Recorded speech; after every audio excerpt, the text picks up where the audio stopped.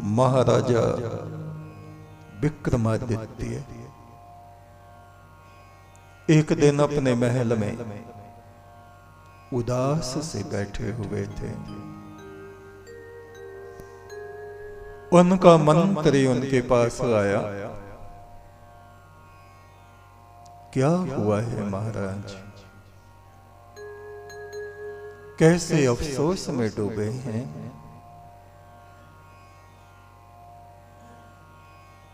बोले,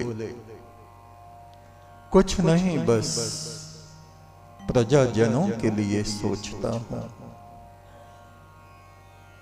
रात दिन इन प्रजाओं के हित के लिए लगा रहता हूं,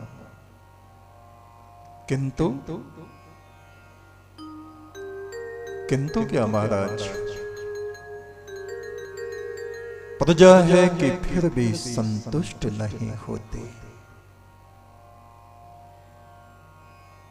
इनके टैक्स भी मैंने माफ कर दिए हैं। गरीबों के लिए खुला अन्न क्षेत्र भी मैंने लगा दिया है। मेरे राज्य में कोई भूखा भी नहीं सोता, किंतु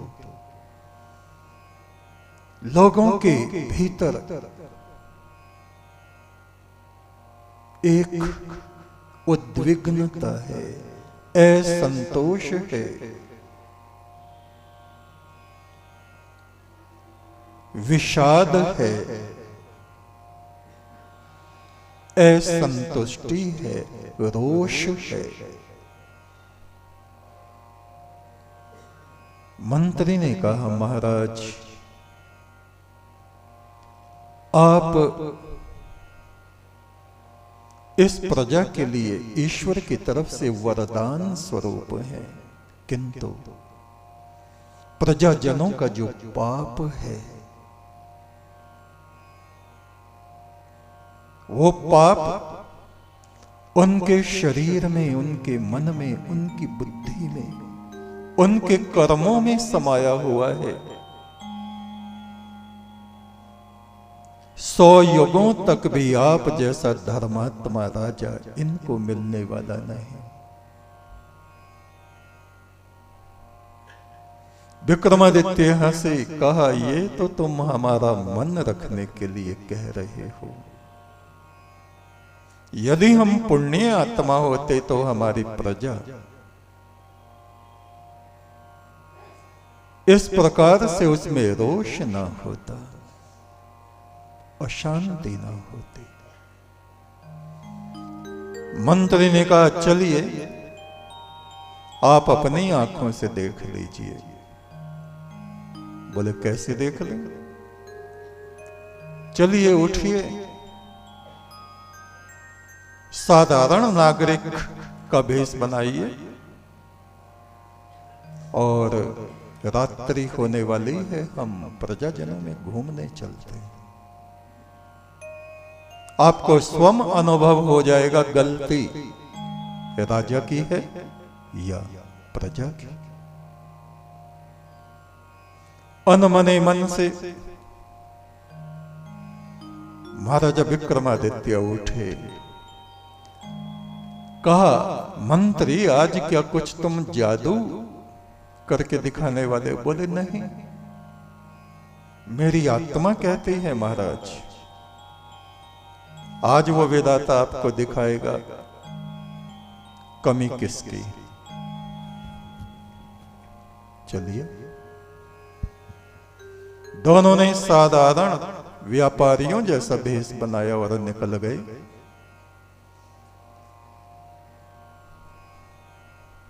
इधर उधर लोगों की बातें सुन रहे हैं। कोई कुछ कहता है, कोई कुछ कहता है, कोई कुछ कहता है।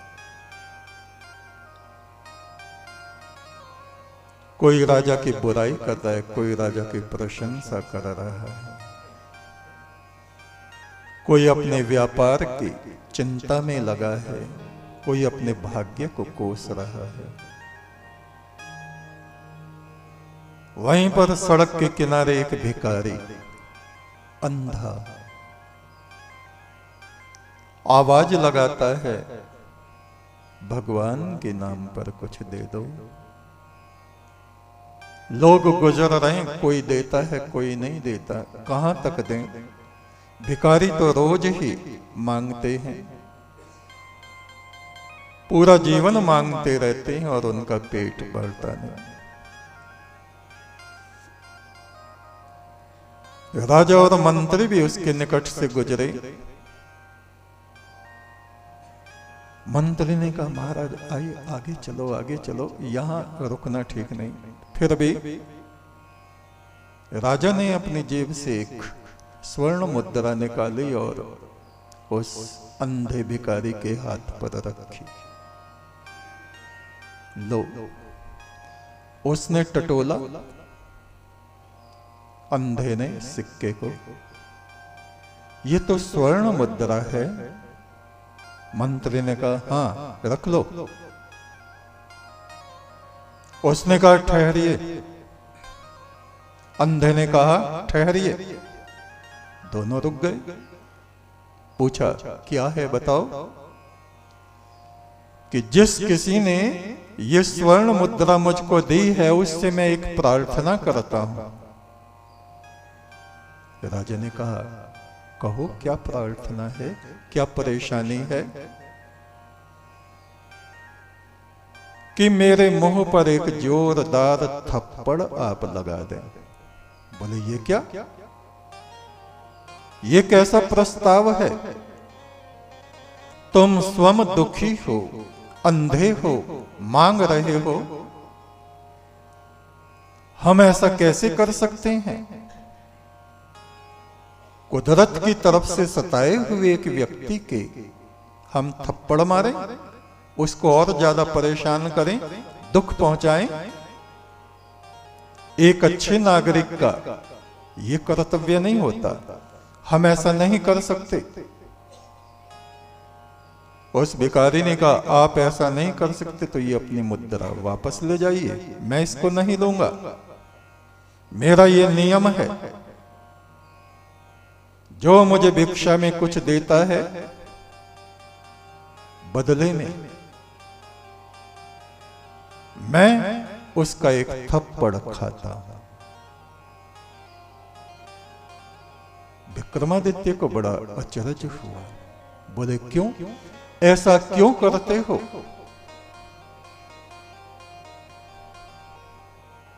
भिखारी ने कहा, आप मेरी दास्तान सुनना चाहते हैं तो थोड़ी देर आपको रुकना पड़ेगा, बैठ जाइए। तीनों बैठ गए, रास्ते के किनारे बैठ गए। राजा ने कहा, बताओ।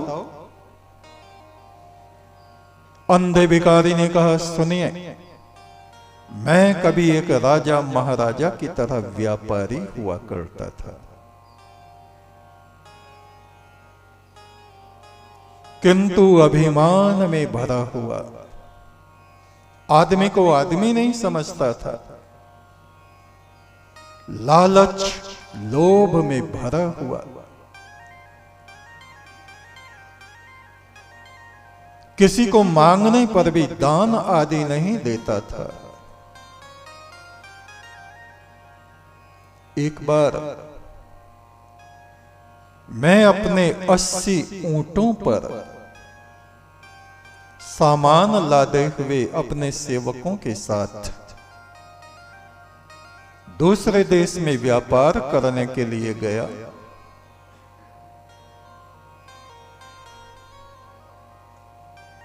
वहां एक अजीबोगरीब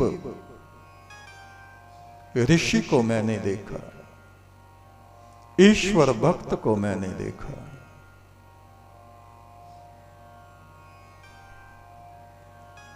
उसकी मैंने 1-2 दिन सेवा की इस गरज से कि ये मुझको आशीर्वाद दे या कुछ ऐसा तंत्र मंत्र बता दे कि जिससे मेरा व्यापार, मेरा धन सैकड़ों गुना और ज्यादा बढ़ जाए। मैं लालची व्यक्ति था, मेरे मन में धर्म कर्म नहीं था। धन मेरा कैसे बढ़ता जाए, बढ़ता जाए, बढ़ता जाए, बढ़ता जाए, बस ये कामना मेरे हृदय में थी।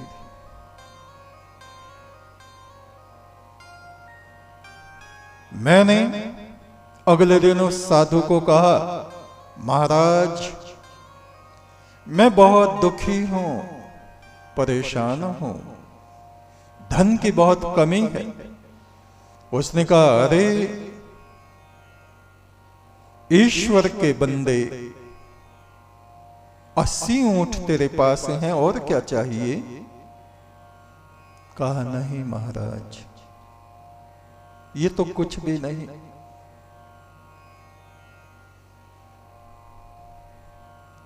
उस ऋषि ने कहा, मनुष्य को लालच नहीं करना चाहिए। जो जितने थोड़े में गुजारा कर लेता है वो उतना ही सुखी रहता है।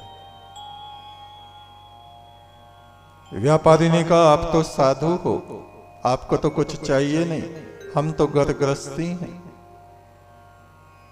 शहर में हमसे बड़े बड़े व्यापारी हैं, धनाढ्य हैं, उनको देख के हमारा कलेजा फटता है, उनके सामने हम कुछ भी नहीं। साधु ने कहा, आओ मेरे साथ आओ। पहाड़ के एक तरफ वो ले गया, एक गुफा के निकट जाके उसने एक पत्थर हाथ में लिया और रोशनी होने लगी पत्थर से। आगे गए गुफा के अंदर। व्यापारी क्या देखता है? खजाना ही खजाना, खजाना ही खजाना, सोना चांदी हीरे जवाहरात। अरे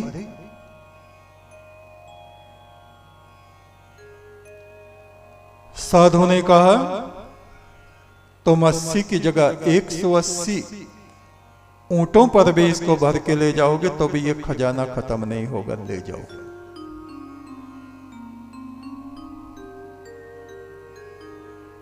और उस व्यापारी ने अपने 80 ऊंट भर लिए। व्यापारी खुद जो अंधा है वो ये दास्तान विक्रमादित्य को सुना रहा है। 80 ऊंट जब भर गए तो उस साधु ने कहा, सुनो 40 मुझको दे दो। उसका दिल बैठ गया। साधु को धन चाहिए नहीं था, वो उसकी परीक्षा कर रहा था। कहा 40 तो मुझे दे दो, 40 तुम ले जाओ, तुम्हारे लिए ये बहुत है। बड़ी मुश्किल से उसने 40 ऊंट दे दिए। थोड़ी दूर गया, फिर लौट के आया साधु के पास। महाराज, पैरों में गिर गया, आपको क्या करना इस धन का? बोले, मैं चाहे जो भी करूं, दान करूं, कहीं दूं, मंदिर बनवाऊं, कि 20 तो कम से कम मुझे दे ही दो। कहा चल 20 ले जाओ।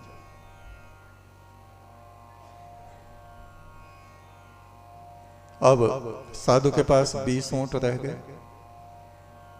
व्यापारी थोड़ी दूर आगे गया, फिर लौट के, महाराज आप क्या करोगे इतने ऊंट का? आपको तो 5 ऊंट बहुत हैं, बाकी मुझे दे दो। कहा चल जल ले जा, 5 ही दे दे।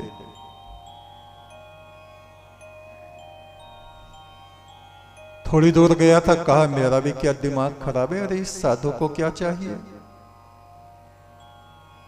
इसको तो धोखे से मार भी दूंगा तो भी 5 ऊंट ले लूंगा। फिर लौटा, कहा महाराज, पैर पकड़ दिए, आप तो परमात्मा का रूप है, आपको ये धन द्रव्य क्या करना, मुझे दे दो। साधु हंसा, ठीक है ले जाओ जाओ। फिर लौट के आया, महाराज की जय हो, आपने जो वहां से एक डिबिया उठाई थी उसमें क्या है? व्यापारी ने सोचा उसमें कोई जरूर ऐसा तंत्र मंत्र है डिबिया में कि जिसके द्वारा इस साधु ने उस खजाने का पता लगा लिया। और वे गुफा से बाहर आए, गुफा अपने आप बंद हो गई। कहा वो डिबिया तुम्हारे काम की नहीं है। इसमें 2 हिस्से हैं। डिबिया में अंदर 2 खाने हैं। एक में वो सुरमा है जिसको लगा लो तो जमीन में गड़ा हुआ धन दिखाई देने लगता है। कहा मेरी आंख में लगा दो। साधु ने मना किया पर वो नहीं माना, लगा दिया। ले तो बहुत सा धन उसको दिखाई देने लगा व्यापारी को। कहा दूसरी तरफ क्या है? बोले ये भयानक वस्तु है इधर, इसको अगर लगा दिया तो तू अंधा हो जाएगा। संसारी मनुष्य झूठ कपट से भरे होते हैं। उसने सोचा ये साधु को छुपाता है, छुपा रहा है, मुझसे झूठ बोल रहा है, इसमें और कुछ ऐसा तंत्र है, तिलस्म है। कहा महाराज ये इधर वाला सुरमा भी मेरी आंख में लगा। बोले नहीं, अंधा हो जाएगा। बोले होऊंगा तो मैं ही तो होऊंगा, तू थोड़े ही हो जाएगा, मुझे लगा दे। बोले देख ऐसा ठीक नहीं, परमात्मा देख रहा है, उसके देखते हुए मैं ऐसा पाप नहीं कर सकता जो तू अंधा हो जाए। व्यापारी मन में सोचता था कि ये तो और भी कोई बड़ा इसमें रहस्य छुपा। कहा लगा दो, मेरी दोनों आंखों में लगा दो। बोले भाई देख, मुझे दोष मत देना अगर तू अंधा हो जाए। मैं पहले ही तुझको मना करता हूं, कसम खाता हूं, इधर वाला सुरमा लगाते ही तू अंधा हो जाएगा और तेरे सारे हीरे जवाहरात भी गायब हो जाएंगे जो तूने भरे हैं ऊंट पे, और ऊंट भी गायब हो जाएंगे। व्यापारी को लगा ये महात्मा झूठ बोलता है। कहा हो जाने दो, तुम लगा दो। और उसने लगाया, वो पट अंधा। कुबेर का खजाना था, सारा खजाना अदृश्य जो देवता थे वो वापस ले गए, ऊंटों को भी ले गए। गिरता पड़ता वो अंधा रोता झींकता उस महात्मा को पुकारा था, वो कहां धरा है, वो भी अदृश्य हो गया। तो ये अंधा अपनी दास्तान सुना रहा है, महाराज इतना घोर पाप मैंने किया, ये पाप मेरे हृदय में था, जिस कारण से मैं अंधा हुआ। इसलिए जो भी मुझको भिक्षा देता है मैं उससे कहता हूं तू मेरे एक थप्पड़ मार। हो सकता है इस तरह से मेरा पाप कुछ थोड़ा थोड़ा कम हो जाए, घट जाए। मंत्री ने कहा बताइए महाराज, इसके अंधे होने में आपका दोष है या इसके पाप का दोष है? सारी प्रजा ऐसे ही पाप से भरी पड़ी है। वे अपने कर्मों को नहीं देखते कि हम क्या कर रहे हैं। वे रात दिन दूसरों में दोष देखते रहते हैं, लालच से भरे रहते हैं। राजा हमें सोना दे दे, राजा हमें जमीन दे दे, राजा हमारा कर्जा माफ कर दे। सब कुछ दे दिया, माफ भी कर दिया, और फिर भी अंदर का जो पाप है वो इन प्रजाजनों को शांत नहीं बैठने देता। महाराज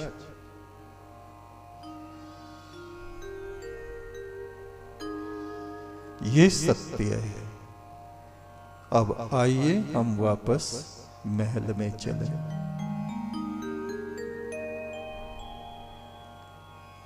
ऐसा हर एक युग में होता है। विक्रमादित्य महाराजा का राज्य तो चला गया, अब ये हम लोग अपने भारतवर्ष को देख रहे हैं।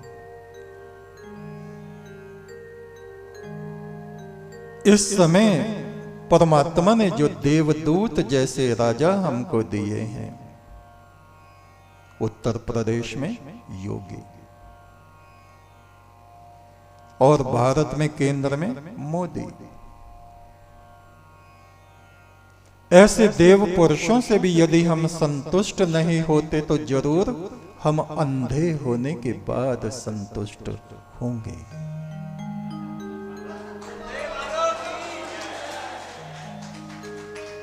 बोलिए हिंदू राष्ट्र भारतवर्ष की, एक तू सच्चा, तेरा नाम सच्चा।